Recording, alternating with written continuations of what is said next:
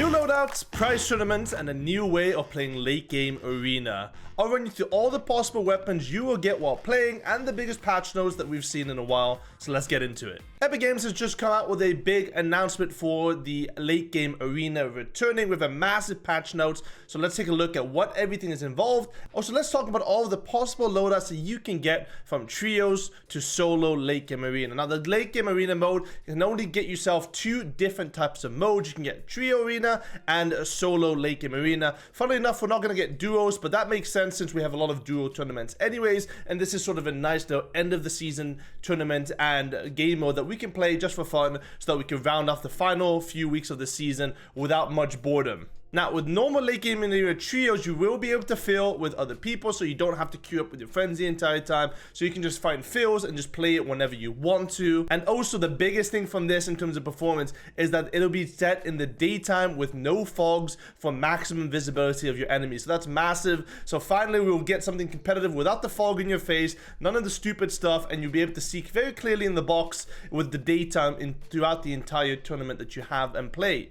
Now, some of the early feedback that they addressed, we're talking about rift spawning. So this time you'll be spawning 100 meters into the air. This will prevent people sort of from hovering in the air in the big tournaments. We saw this in the trio tournaments from before. People basically just looked up towards the sky the entire time and were able to have a competitive advantage because they could land right when the next zone reveals itself, and that's a bit overpowered for those of you that didn't know that. So this will no longer be able to be done. You've got 10 seconds to land exactly where you want, and when you look down, you'll be forced to dive, and then you open up your glide at 25 meters above the island. So you have very little time for you to actually land and pick a spot where you want to be landing. Alongside that, in order to make the games more stacked, we have 20 seconds until the next location shows and 40 seconds until the storm circle starts closing. So you have barely amount of time to actually W key other players. So hopefully this will improve the quality and the experience that you have in the late game arena game mode, because essentially you won't be having the time to W key people because the next storm will be moving as soon as you land, basically in the first minute. Alongside, the in-game scoreboard has been updated, and this is an interesting change because it has a lot more than it actually says here, because if they're adding this to late game arena, it means that might be added towards competitive as well. So eliminations, assists, damage dealt, and damage taken are massive statistics that could be added into the in-game scoreboard, and if we have that in view competitive, then we might see things like storm surge total in replay mode. It might make the viewing experience a lot better in terms of the broadcast and doing viewing parties. So that's an exciting change for me, because I think there's a lot there that can be done to improve the overall viewing experience for Fortnite, as well as the gameplay aspect. Now, there are a few issues still that they want to be improving in the future, such as waiting to dive. You're able to ping your location, very small things, and you'll be able to rearrange your inventory as well while you're diving. Not too big issues, obviously, just nice little quality of life updates in order to improve it as we go on through the multiple seasons, and this will be here for multiple seasons to come. It is going to be in the next season as well, and it's going to be at the end of this season, because they're not going to make a massive late game arena update at the end just for 4 weeks of gameplay. So this will continue on into the next season, hopefully, and that'll be really good, so that we have a consistent game mode which might boost some players to actually enjoy the game again. Other than that, we have late game solo and trio cups together, so they'll provide you late game quick cups, which are non-prize tournaments, so no money, and then cash cup prize tournaments in different sort of formats. Now, these quick cups, so the non-money ones, will only feature one round, and you'll be able to get towards the top of the leaderboard within 2 hours. So it's a little bit longer than some of the quick trio cups that we played on those Fridays every single week. The normal cash cups, the money prize tournaments, will have 2 rounds, so it'll be a finals format, which will be really interesting to see what we can come up with and how the finals will look like.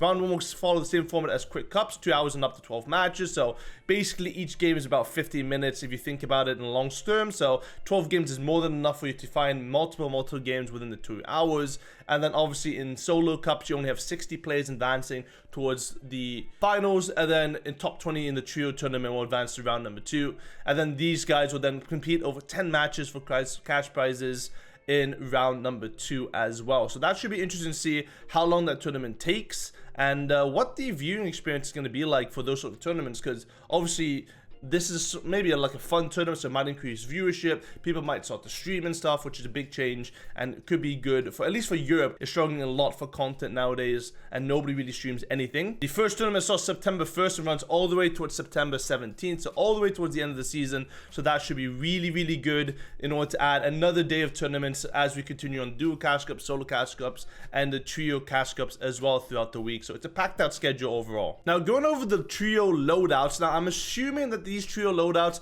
all of the individual player ones will be the same ones for the solo loadouts. There hasn't been much information about that, but this is basically what we've gotten so far overall for the trio loadouts that you will be able to use in those game modes. So player 1 will get a gold infantry, a blue striker, a blue stinger, 3 big pots, 4 chug splashes, and 2 armored walls. Player 2 will get a blue hammer, a golden striker, a harpoon, 4 minis, a shield keg, and no utility. Player 3 will get themselves a golden scar, a golden auto shotgun, floppers, 2 slurp fishes, 3 minis, including 1 launch pad as well.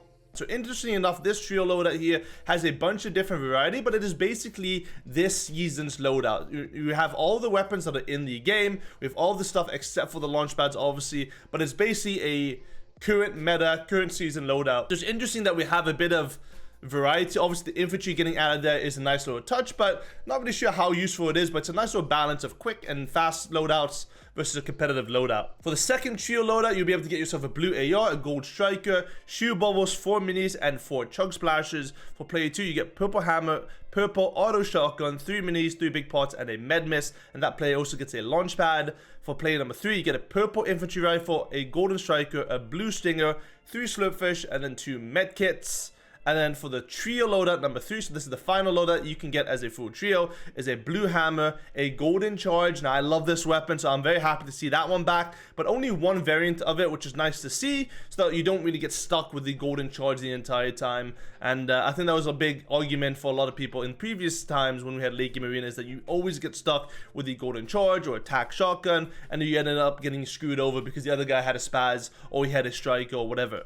You get 2 mech kits, 4 minis, 4 chug splashes, and then 2 bounces, which is a cool thing. Love the bouncers added to this. You have a blue AR, a purple striker. Now the blue AR is here actually the normal AR variant, so the AR that we remember from previous seasons. Same thing trio loadout number 2, so it is the basic AR that we always have and know and love, so that should be interesting to see how it works out. You have the purple striker, like I said, and the green flintlock. So the flintlock being added in terms of utility is a really fun weapon, should be really fun to use. You have 3 slurpfish and a med mist alongside that. And then the final player, and now this is the loadout that everyone probably wants and everyone's going to be re-rolling for, whatever, the purple bolt sniper, a golden spaz, a blue stinger, 3 big pots, 3 minis, and then 2 bouncers alongside that. So nice little purple sniper come back, and then the golden spaz. But you have to remember, the spaz and the shotguns and the pumps and whatever, those are not the old pumps that you remember. They do not 200 pump anymore. They do, I think, the exact same damage as the golden striker, so don't expect to jump in and 1 pump everyone and get yourself a new little montage, because that's not going to be working out, so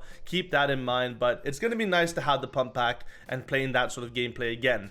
For the late game solo cash cups, you are able to play whenever. You don't need to get a certain rank, it seems like. You also must be open league division or higher within arena in the respective region. Interestingly enough, the point system for this format, you basically get points starting from top 40 all the way to first, which gives you 62 points in total. So it's very, very placement heavy for the solo cash cups, and you really don't want to be dying as the first 20 players, because you only get placements starting at the top 40 mark. Each elimination though, unfortunately, is 3 points, so it is going to be a little bit WK heavy for a lot of the pro players, especially in the first few games, so that should be interesting to see. I really wish it was maybe 2 points, maybe 1 point, so people are more incentivized to go for those late games, as the name actually goes for, and be able to farm placement. But it should be really interesting to see how people approach this and see what players come out of this, especially considering I feel like it's going to be very laggy, so could be very interesting to watch overall. Round 2, however, is 4 points per elimination, so that makes a lot more sense though, because they want it not to be overly stacked, because round 2s are generally a lot more stacked, so making people incentivized to WK a little bit more is better in this situation, because obviously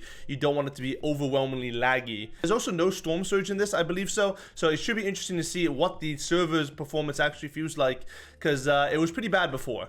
Going to the Trio Cup, same thing. You get 70 points for a Victory Royale, and you get your first placement points at top 17. So you need to be within the first 3 trios to die in order to lose any sort of points, with 3 points per elimination. And then for the round 2, it's 4 points per elimination with the exact same placement format. Now, the money, the one that we all care about, for the late game solo cash cup, you get yourself $1,000 for winning, and you get paid in top 10. So of the 60 players that make the finals in the round 2, top 10 gets paid $200 all the way towards 4th. Third gets $400, second gets $600, and first gets $1,000. For the trio cups, first place gets $1,200, so $400 split between the 3 of you, and then top 5 gets paid $600 for every single region. Now this is interesting. All of the regions get paid now, which is very, very nice to see for a lot of the smaller regions like OC, Middle East, and Asia. Every single region will get paid, and we're gonna see a lot more people, I think, going throughout the other regions and trying to farm out the money, because if all regions get paid the same, that's a big opportunities for the very big pros to make a lot of money here if they're able to succeed. When this video comes out, the update should be fully out, so jump in, enjoy, and I'll be there playing as well. Thank you guys so much for watching. Make sure you subscribe and give this video a thumbs up, and I'll see you guys later. Goodbye.